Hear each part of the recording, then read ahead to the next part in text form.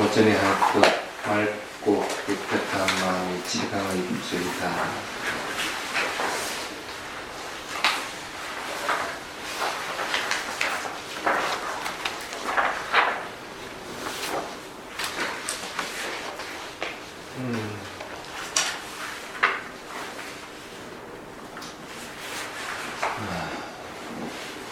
무적 안 써본 분 있어요? 별로 없죠? 저기 쓰는데 하라고는 안 하는데 투사탈했어. 좀 부리부리지 필요 없으면 부리부리지 왜 걸치려고 했는데 그러니까 내가 가지고 있었어. 그래서 아마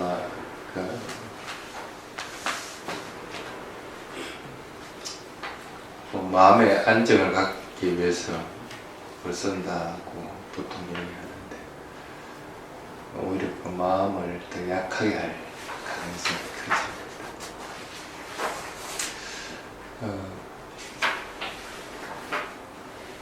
보통 이제 스님이 자주 쓰는 그 문장이 있습니다.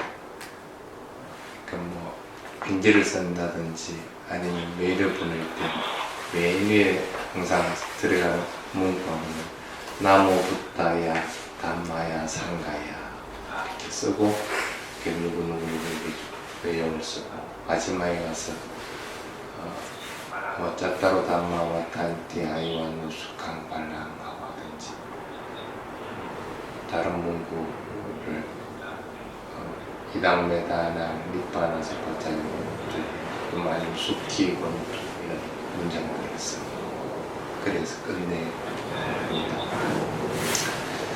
그게 내만 그런 게 아니고 대부분의 테라바다 스님들은 그렇게 합니다. 출가한 스님들도 맨 첫머리에 쉽게 말하면 벤젤 쓰든지 메일을 쓸 때 메일에 부처님께 기여합니다, 담마에 기여합니다, 상가에 기여합니다 하고 나서 이제 내용을 쓴다는 얘기거든.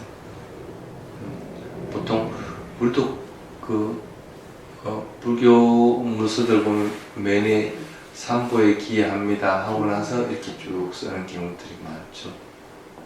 그나마 그 대동소이할 겁니다.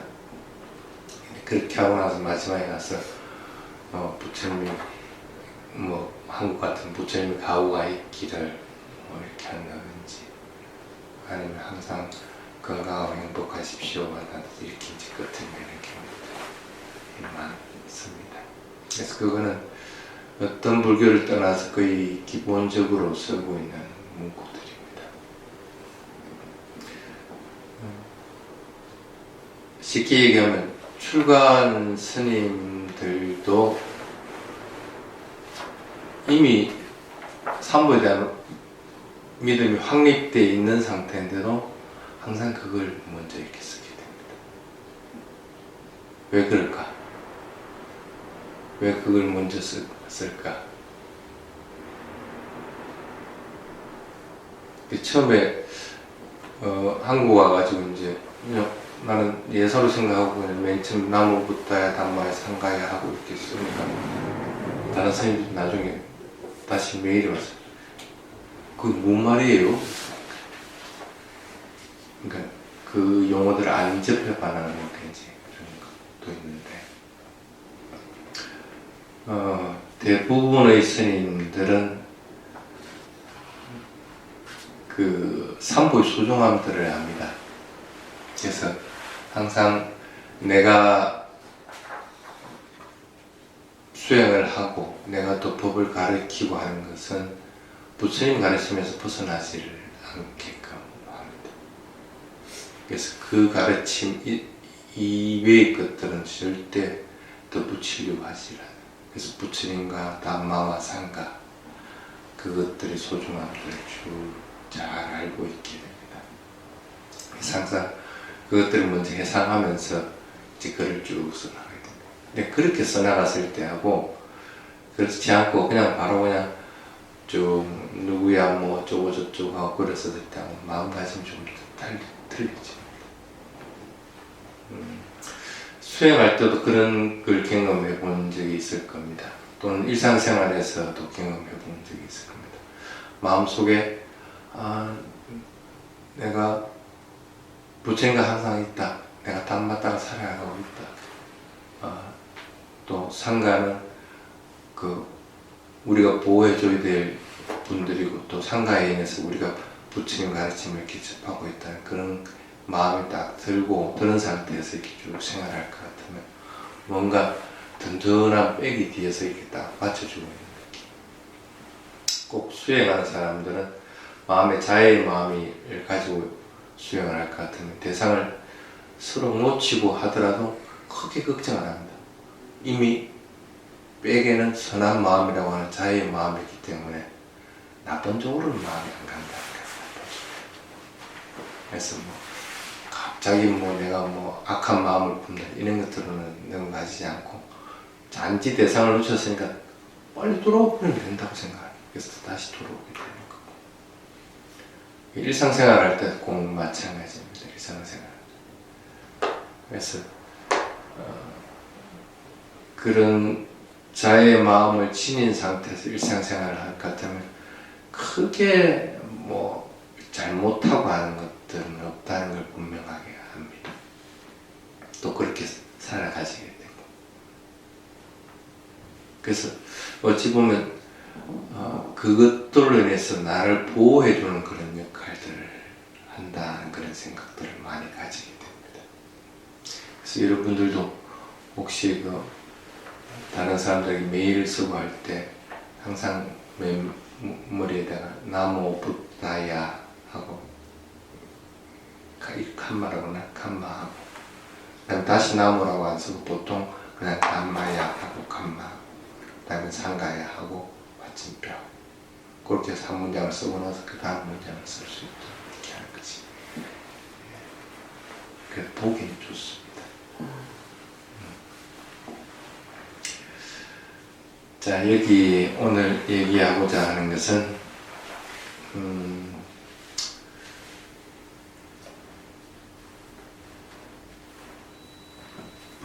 부처님 당시 때뿐 아니라 지금도 아마 마찬가지라고 봅니다. 뭘 의지처로 하느냐에 따라서 그 사람의 행위들이나 그 사람이 일어날 결과들은 참 많이 좌우를 하는 경우를 봅니다. 해마다 부적 쓰는 사람들은 해가 바뀌고 나서 부적 안 쓰면 불안해. 또는 무슨 일이 있고 할 경우에는 항상 나쁜 일이 있을 때도 부적을 찾으려고 하고 무슨 시험이라든지 뭐가 있을 때도 꼭 부적을 찾으려고 하는 사람들은 어찌 보면 그게 딱 노예가 되어 있는 느낌들이 들 정도입니다. 다행히 나쁜 일 아니었나고 또 원하는 일들이 잘 성취되고 하면 좋은데 안 되면 이제 부적 탓하기보다는 부적을 지닌 사람이 마음을 잘못 써서 그렇다 스스로를 탓하게 합니다. 그럼 처음부터 아예 부적 안 가지고 마음을 잘 써버리면 되지 뭐하러 그 부적을 방편하게 삼아서 처음부터 부적 쓰지 말고 마음을 올바르게 써버렸으면 문제가 없을 건데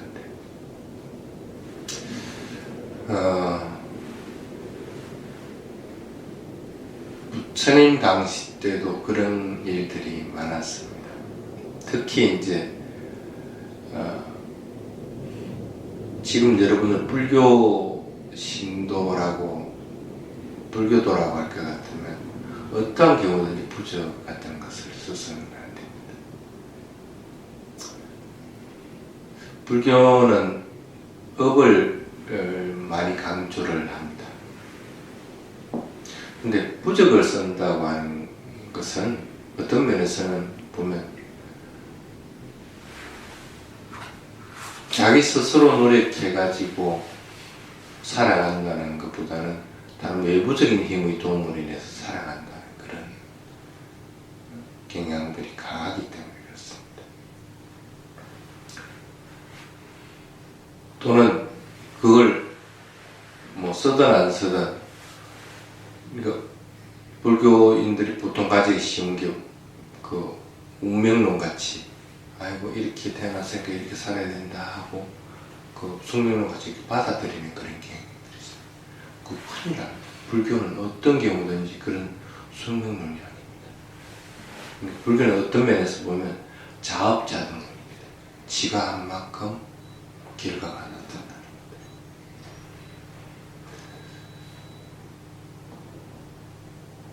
한번 생각을 해봅시다. 만약에 살인을 저질렀다. 요즘 모기가 많으니까 모기를 하나 잡는다 생각할 때 업이 몇 번 작용을 할 것 같아요. 살인하는 한 번 딱 업이 작용하고 끝날 것 같습니까? 절대 그렇지 않습니다. 살인하려고 할 것 같으면 아마 여러분들 그 살인하려고 하는, 모기 잡으려고 하는 마음을 한번 가만히 한번 봅시다. 강도가 분명히 차이가 납니다. 처음에 모기 잡으려고 했던 마음하고 모기를 잡으려고 했을 때 마음하고 모기를 때릴 때의 마음하고 모기가 죽은 걸 확인하고 나서의 마음입니다. 그러니까 어떤 살인이라고 하는 것은 잡으려고 하는 의도부터 해서 살인이 돼서 그게 딱 죽었다는 사실이 끝날 때까지를 살인이라고 이렇게 얘기합니다. 근데 그때의 마음은 다 틀립니다. 쉽게 말하면 모기를 하나 잡아 살인이라고 하는 하나의 행위에는 법들이 한 번 작용하는 게 굉장히 많이 작용합니다. 그러면 그렇게 업을 지었으면 어떤 업이 그 다음에 여러분들 결과를 낳을까? 처음에 죽이려고 했던 마음이 결과를 낳겠어? 아니면 죽이는 행위 자체가 결과를 낳겠어? 죽이고 나서 확인한 마음이 결과를 낳겠어요? 업은 사라지지 않으니까 그게 만약에 한 7번 그런 업의 행위가, 살인의 행위가 있었다. 그러니까 하나의 행위예요. 그러면 그 7번 다 결과를 낳는다고 생각을 하는가? 보통 업은 그렇게 보지는 않습니다. 그래서 대부분 그 살인하는 마음들을 보면은 이게 그래프와 마찬가지로 이렇게 마음이 쭉 상승됐다가 점차 이렇게 곡선같이 이렇게 쭉 사라지는, 자신 마음 보면 그 강도가 그렇게 바뀌는 거 분명하게 보이지. 그러면 아무래도 강하게 작용했던 것, 3번째, 4번째, 5번째 이런 것들이 결과로서 나타날 가능성이 크죠. 그럼 앞에 거하고 뒤에 거는 어떻게 돼? 그것도 똑같은 업이라고 하는 행위를 지은 건데 이거는 결과를 낳을까? 보통은 낳지 않아요. 이것들은 대부분 보면 그걸 이제 기유업이라고 이렇게 얘기하는데 결과를 낳지 않고 사라지는 겁니다. 강하지 않을 경우에는 그게 가능하다는 거. 예를 들어 봅시다. 오늘 여러분들이 스님한테 닭발을 공양을 올렸습니다. 그걸 그릇에 담아갖고 이제 나중에 밥상에 차려 놓을 겁니다. 그러면 보통 보면 스님 먹는 양보다 훨씬 많이들 가져옵니다. 이 다도에 그 상위에 안 올리겠지만 그 일부를 올리다 하더라도 대부분 보면 반 이상 다 남아있을 겁니다. 공양하고 나서 어떤 건 손도 안 댄 것들이 있습니다.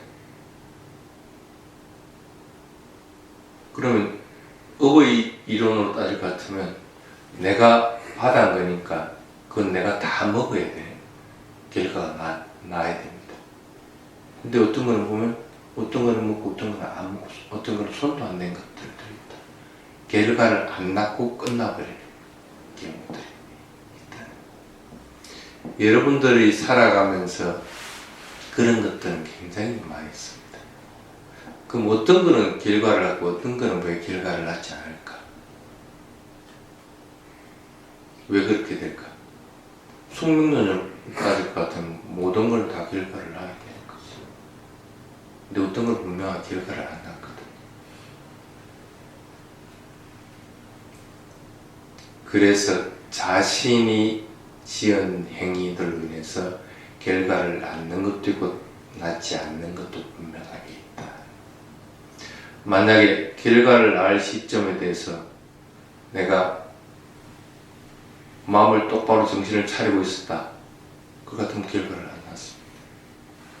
엉덩이에 빠지려고 하는데 내가 부주의할 것 같으면 엉덩이에 빠지는 결과를, 발을 디디고 발을 떼었으니까, 발을 들었으니까 당연히 그게 그 다음 차례 같으면 빠져야 되는 게 순서인데, 탁 들어서 내리다 보니까 엉덩이에 있다고 탁 갈 것 같으면 멈추든지 건너뛰든지 한다. 결과를 안 낳고 가버리니까. 정신만 똑바로 차리고 있을 것 같으면 아무리 그게 나쁜 거라고 하더라도 결과를 안 낳고 건너뛸 수가 있다. 그렇게 봤을 경우에는 불교의 업이라고 하는 것은 숙명론이라고 하는 것보다는 자업자득에 가깝다. 자업자득. 자신이 어떻게 마음을 먹고 어떻게 사느냐에 따라서 그 부분의 결과는 달라진다. 그런데 부적이라는 것은 딱 그대로 숙명론입니다.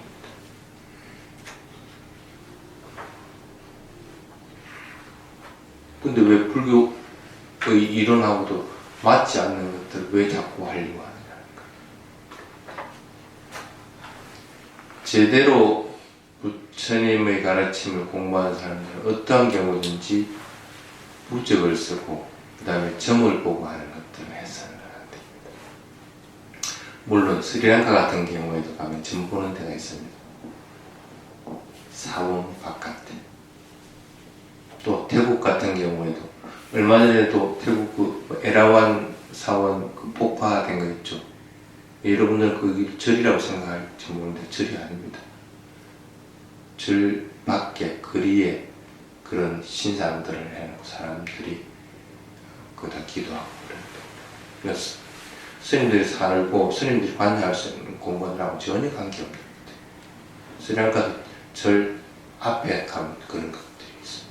정보하는 것들. 뭐 뭐만 없습니다. 피신앙을 해가지고 그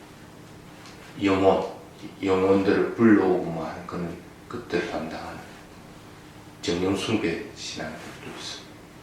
근데 그거는 다 불교 외적으로 어떠한 경우든지 불교가 그 나라에 정착하면서 다른 것들을 흡수하지만 흡수해서는 안 되는 것들이 틀림없이 있습니다. 그래서 그거는 절 밖으로 다 밀린다는 거예요. 그래서 여러분들 쉽게 말하는 점 보는 것들 절에서 그 다음에 절에서 부적을 뭐 어쩌고 저쩌고 하는 것들, 그건 어떤 경우도 용납해서는 안 되는 것들. 불교의 그 부처님 가르침 정면으로 딱 배치하는 것들이기 때문에. 사실은 그래서 그 주석서에서는 뭐라고 얘기하냐면 부적은 불안의 셈이다. 부적을 쓰면 쓸수록 그 셈에서 물이 나오듯이 불안은 자꾸 생긴다. 자꾸 생겨. 자기 스스로 그 불안한 마음들을 갖다 진정해서 불안하지 않게끔 만들면 그 셈이 닫혀버릴 건데 오히려 그 셈을 계속적으로 풍부하게 만드는 역할이다. 그래서 그런 것들은 하지 말아라. 그게 이제 그 오늘 오전에 하는 주제의 부분입니다. 왜 이 얘기가 나왔느냐 하면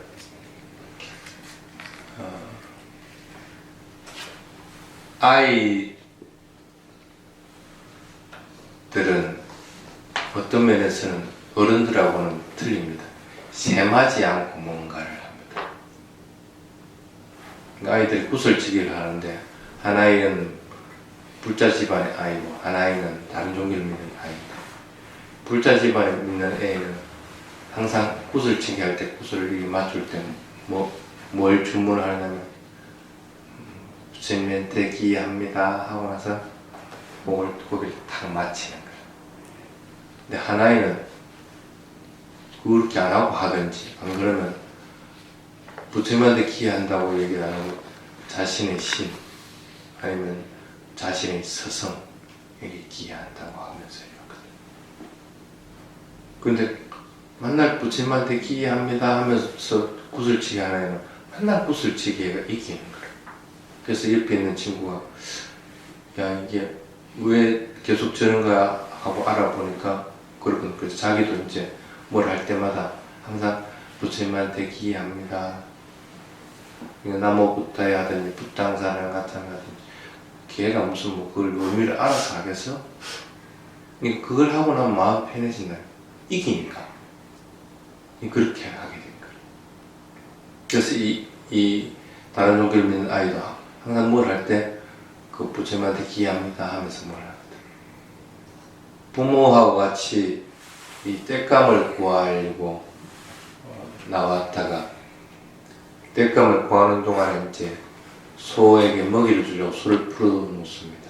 그래서 부모는 열심히 땔감을 구해와서 보니까 소가 이 왕사성 안으로 이제 풀을 먹다가 들어가 버리게 됩니다. 그래서 부모는 이 왕사성으로 소를 찾아 들어갔는데 왕사성은 밤이 되면 성문이 닫혀버립니다. 부모가 꼼짝없이 그 안에서 갇혀버립니다. 아이는 수도 없는 술에 그냥 남겨지게 되는 거예요. 그래서 잠이 오니까 잠을 잤어. 근데 거기에는 왕사성 부근은 왜 그래 성문을 닫았냐면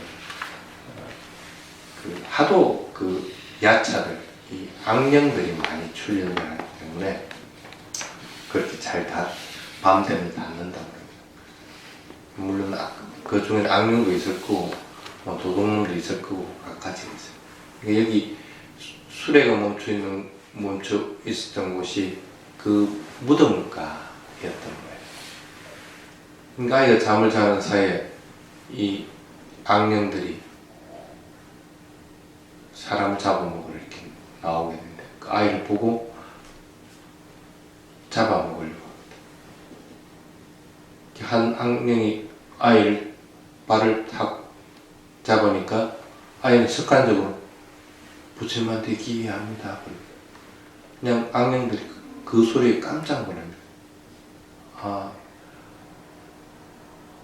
부처님이 얼마나 뛰어난 분인가 하는 것은 그 무리들도 충분히 한다. 그래서 부처님한테 기회한 애들을 그 부류들을 갖다가 해치는 것은 자신들에게 나쁜 가보가 들어온다는 걸 알기 때문에 자신이 잘못한 겁니다. 그래서 이거 우리가 잘못했다, 뭔가 보상을 해주지 않으면 틀림없이 나쁜 가보가 나에게 들어올 것이다 하고 생각하고 이 아이에게 먹을 것들을 갖다 주기. 그걸 이제 왕의 왕궁에 들어가서 그 황금으로 된 접시를 가져와가지고 거기다 왕이 먹는 음식을 받아와서 아이에게 먹입니다.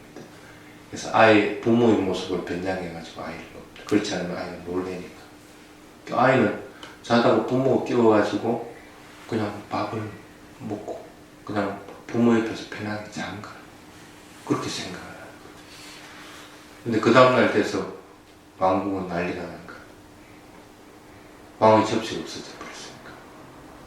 그 찾아보니까 그 아이가 가진 거야. 왕이 물어보거든. 너 어떻게 이 접시 가지고 있어? 난 몰라. 그냥 밤에 자는데 엄마 아버지가 와가지고 밥 먹이기에 밥 먹고 그냥 잤어요. 부모들은 그러거든. 아닙니다. 난 소 찾으러 와가지고 막 성문이 닫혀가지고 아이한테 가지도 못했습니다. 근데 그게 글귀가 써져요. 이 야차들이 혹시 이 아이한테 해가 가면 어떡할까 싶어서 글귀를 쳐. 일은 이렇게 해가지고 내가 밥을 먹였다 하면서. 그러니까 왕이 놀라는 거야. 어떻게 야차가 그 악령이 나무붓다야라고 의미도 모르는 나무붓다야 부처님한테 기이합니다 하는 한마디 한 것으로 해가지고 잡아먹지도 못하고 오히려 이 아이에게 먹을 걸 주면서 보호해 줬을까. 부처님한테 가서 물어보고, 부처님 그게 가능합니까? 나무붓다야만 그렇게 하면 되는 겁니까? 혹시 또 다른 거 할 거 해도 똑같이 뭔가 나를 보호해 주는 것들이 있습니까? 가끔 여러분들도 그런 거 있습니까? 뭔가 나를 위험으로 딱 보호해 준다는 느낌. 선생님 순간순간 그런 것들 많이 겪어. 뭔가 가려고 하는데 못 가게. 근데 실제로 갔었을 것 같으면 뭔가 사고가 났을 거예요. 이런 것들 많이 겪어.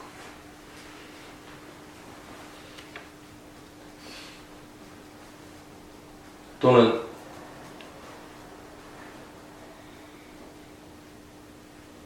뭔가를 하고 있는데 뭔가 뒤에서 자꾸 미는 느낌들이 있습니다. 그래서 이거 뭐 안 하고 싶은데 탁 가고 나면 이상하게 좋은 일들이 거기에서 딱 생긴다든 이런 것들이 있어요. 뭔가 나를 이렇게 지시해주는 그런 것들이. 그래서 그걸 물어본 거예요. 근데 사람이 갑작스럽게 살다가 직장 잘 다니다가 어느 날 이상하게 직장 다니기 싫어가지고 직장을 탁 그만두는 경우가 있어요. 아무런 이유도 없는데. 그래가지고 백수 생활을 하다가 뭐 백수 생활하면 누가 뭐 가족이 좋아합니까? 이혼당해가 쫓겨나가지고 길거리 헤매고 불황자같이 그렇게 살아가는 사람. 아무런 이유도 없이 그런 경우도 있고. 그러니까 그 왕이 물어보면 그건 거야. 뭔가 급작스럽게 뭔가 나를 도와주고 나를 방해하는 뭔가가 있느냐는 거야. 그런 것이 있는데 그걸 나무부터 부처님한테 기이합니다 그럴 것 같으면 그런 것들로부터 보호가 되느냐, 그거 하나면 되느냐는 거야. 아이는 그게 됐으니까. 그때 이제 부처님이 그렇게 얘기합니다. 그거 하나만 가능한 게 아니고 여러 가지가 있다. 만약에 그 하나만 가능하다 할 것 같으면 그건 아마 부처님을 신격하는 일신교로 빠졌어요. 나를 믿을 것 같으면 천국에 간다는 얘기가 꼭 마찬가지가 되니까. 나를 믿지 않으면 지옥에 가는. 이제 부처님은 그렇게 얘기를 하는 것이 아니고 그뿐 아니라 담마에 기한다 해도 그게 가능하다. 또는 상가에 기한다 해도 그게 가능하다. 또는 마음속에서 항상 자애의 마음을 품고 자애의 마음으로 살아가도 그게 가능하다. 또는 우리 출가 스님들이 항상 출가할 때 받는 게 뭐냐면 깨사, 로마, 나카, 단타, 따쪼 그거 배워보라고. 그러니까 머리털부터 해가지고 이빨, 피부 이런 것들을 관찰하라. 머리털이 깨끗한가 깨끗하지 않다. 이빨도 깨끗한가 깨끗한가. 그러니까 몸의 32가지를 보고 관찰하면서 몸은 깨끗하지 않고 항상 부정한 것이다. 그래서 그것에 대해서 집착할 것이 어느 것도 없다 하면서 집착하는 마음을 떨쳐주기 위해서 그걸 합니다. 그래서 그렇게 몸의 32가지에 대해서 부정한 것들을 관찰해서 몸에 대한 집착을 여의는 훈련들을 하더라도 그게 가능하다. 또는 모든 것들, 몸에서 일어나는 행위들을 갖다가 분명하게 알아차림을 하더라도 그게 가능하다. 실제로 그렇다는 거예요. 그렇게 하더라도 급작스럽게 뭔가 나를 방해하고 나를 나쁜 방향으로 이끌고 하는 그런 것들로부터는 보호가 된다. 갑작스럽게 재난을 당한다든지 아니면 가지고 있는 그 재산이 갑작스럽게 뭐 소실된다든지 아니면 목숨이 갑작스럽게 죽음을 당한다든지 그런 것들 보호된다 얘기하는 거예요. 그거에 대해도 부적으로 인해 가지고 그것 자기 자신을 보호하고 그런 급작스러운 재난으로부터 막을 수 있다고 얘기한 것은 아무것도 없다. 좋은 부적이 있는데 왜 엉뚱한 부적들을 자꾸 하려고 하느냐.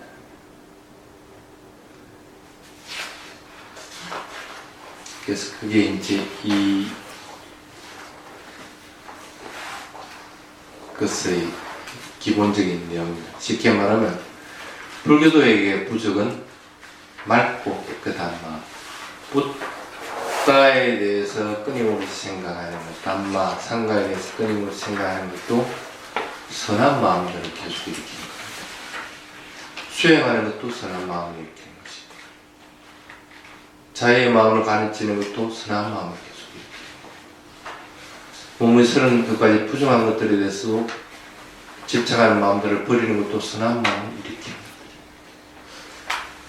그래서 선한 마음을 지니도록 훈련하고 그 선한 마음을 계속 지니도록 할 것 같으면은 그것이 부적이 되는 것이지 다른 외부적인 어떤 것들이 부적이 될 수는 없다는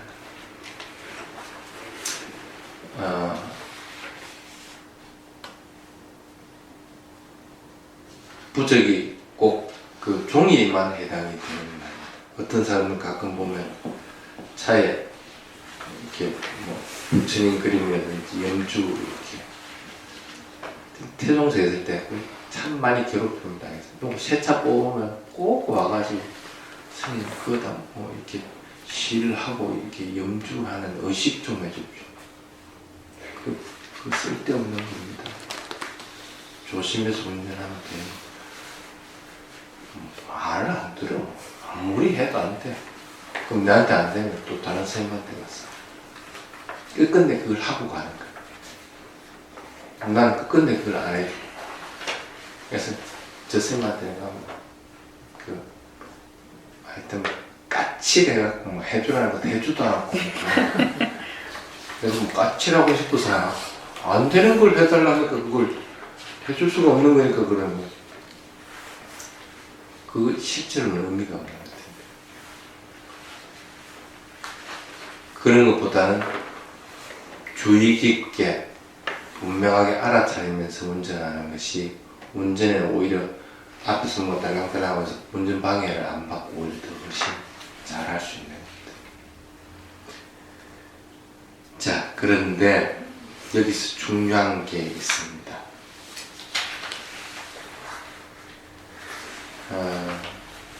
방해업이라고 하는 겁니다.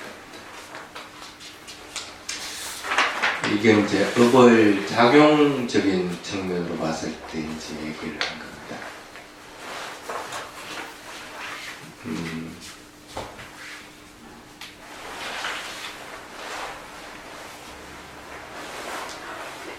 그 작용적인 측면에서 봤을 때 보통 한 4가지로 크게 나눕니다. 여러분들이 태어난 것은 죽음의 순간에 여러분들을 다음 생을 결정짓는 것은 보통 4가지로 크게 봅니다. 크게 중한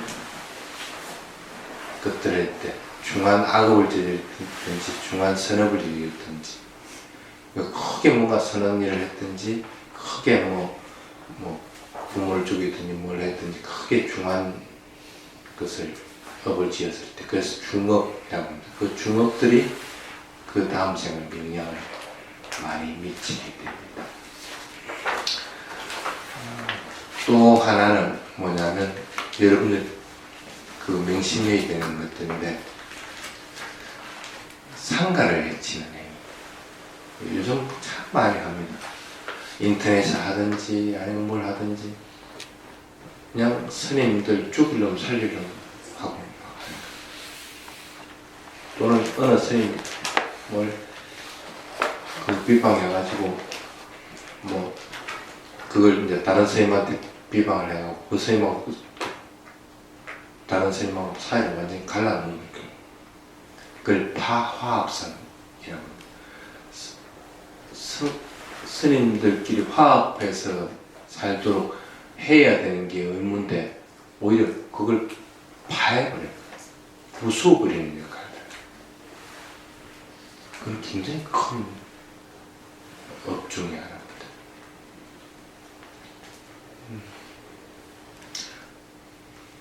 그래서 그런 것들이 다음 생의 영향을 또 많이 미치게 되고 또 하나는 뭐냐면 견해를 지니는 거다. 잘못된 견해를 지니는 거. 한국 불교의 예를 같으면 무마일려 아주 나쁜 사견의 대표적인 겁니다.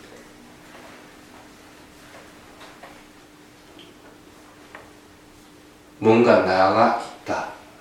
견해.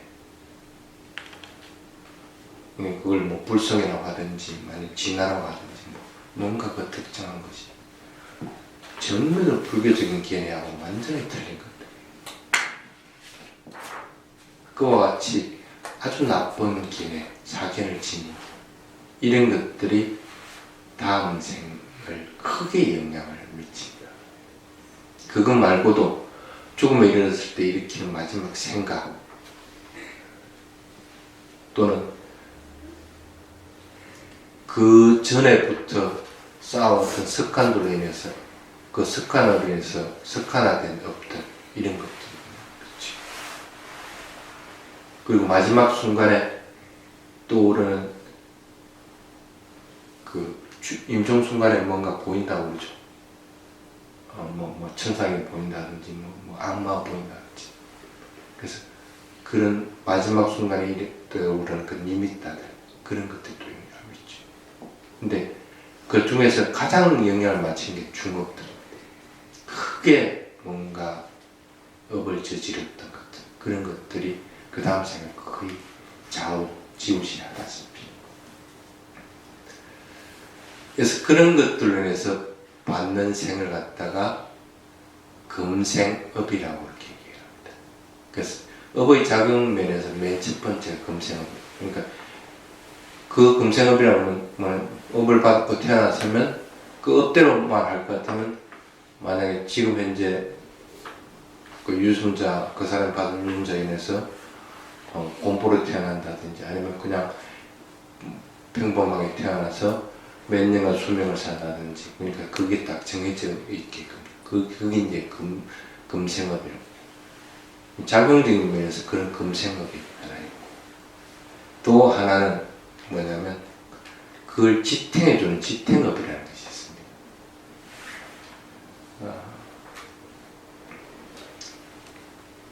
지탱업이라고 하는 것은 어떤 면에서는 좋은 일들을 많이 하게끔 만들어주는 그런 역할들.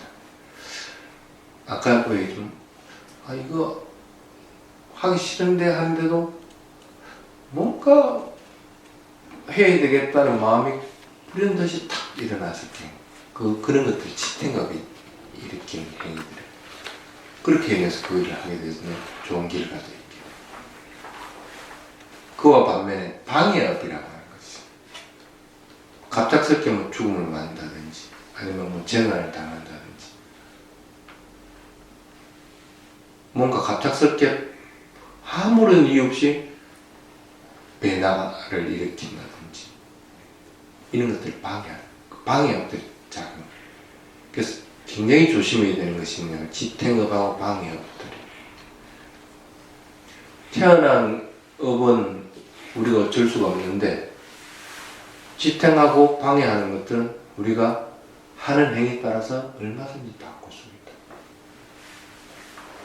내가 정신 똑바로 차리고 있을 것 같으면은 하려는 의욕들은 강하게 강하게 일어날 것 같다면 지탱은 자동적으로 생겨나는 거예요. 또는 방해업들이 생겨나더라도 내가 선한 마음을 지니고 정신 차리고 있을 것 같으면 방해하는 업들이 그것들이 나타나지 못하고, 또는 살해업이라고, 자긍적인 불의 네 번째가 살해업이라는 거예요. 갑자기 죽음을 자살한다는 이런 것들입니다. 그 반면에 그런 업들이 작용을 하더라도 그것들을 어떻게 내가 지금 현재 살아가느냐에 따라서 이것들을 좌지우지할 수 있어요. 이 몸을 받아서 태어난 업은 내가 어쩔 수 없다고 하더라도 내가 지탱하고 방해하고 살해하고 하는 업들은 내가 얼마든지 지금 하는 행위에 따라서 바꾸고 나간다. 그래서 그걸 갖다가 업이 효력을 발휘하지 않고 사라지는 것들이 있습니다. 항상 스님 그런 얘기를 들합니다. 내가 살인 행위를 저질렀다고 하더라도, 팔을 죽였다고 하더라도 내가 선한 업들을 갖다가 더 많이 쌓고 그것들이 있을 것 같으면 이것은 없는 것은 아니지만 효력을 발휘하지 못한, 효력을 발휘하지 못하면 일어날 때 일어나지 못하면 이미 그것은 업으로서의 영향력이 사라져버려요. 업이 사라진 것은 아니지만 영향력이 사라져버릴 것 같으면, 효력이 사라져버릴 것 같으면 업은 없는 것과 마찬가지입니다. 그걸 뭐라고 하냐면 지지업이라고, 기유업, 결과를 낼 수 없는 업, 그걸 아오시깡마. 아오시가 그 비동사의 과거입니다. 그러니까 있었다 라고 하는 겁니다. 그걸 잘못 이해할 것 같으면은 행위에 대해서 결과가 나타나 버리고 나타난 것을 인해서 사라져 버렸다고 오해할 수 있는데 그런 의미가 아닙니다. 결과를 나타낼 시점에 그게 결과가 나타날 수 없는 상황에 대해서 효력이 상실되어 버린 것들. 아까와 같이 부처님께 기회합니다 하는 행위로 인해서 죽음을 당하는 업이 발생을 했는데 그것이 효력을 발휘하지 못하고 사라졌다. 여러분 주위에는 그런 기업들이 굉장히 많습니다. 여러분들은 그걸 사실은 모르고 있는데 그렇게 넘어가는 그런 굉장히 많이 있습니다. 정신만 똑바로 차리고 있을 것 같으면 그런 기업들은 내가 충분히 피할 수가 있다. 부적이 아니라도. 그게 가능하다고 하는 것이 아까 얘기했지만 삼보에 대한 믿음을 확립하는 것, 자신의 몸에 32가지 부정한 것에 대해서 관찰하는 것, 자의 마음을 지니는 것, 그리고 항상 모든 행위에 대해서 알아차림을 유지하는 것. 그래서 부처님 그 6가지가 그 자신을 방해하고 지탱하는 업들을 갖다가 효력을 상실시킬 수 있는 것들이다.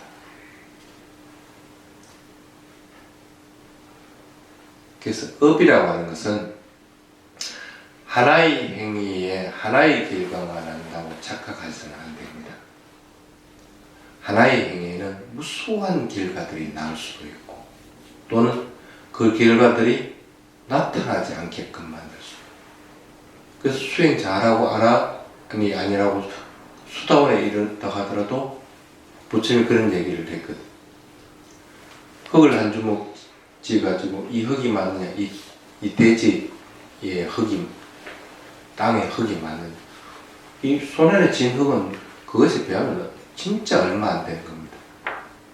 근데 그때 부처님 뭐라고 하냐면 이 손안에 쥔 흙과 마찬가지로 예류가에 될 것 같으면 네가 받아야 될 업은 이것밖에 없다. 네가 실제로 받아야 될 업은 이 대지에 있는 흙만큼 많은데, 결과를 낳아야 되는 업들이 그만큼 많은데 다른 건 다 효력을 상실해버려요.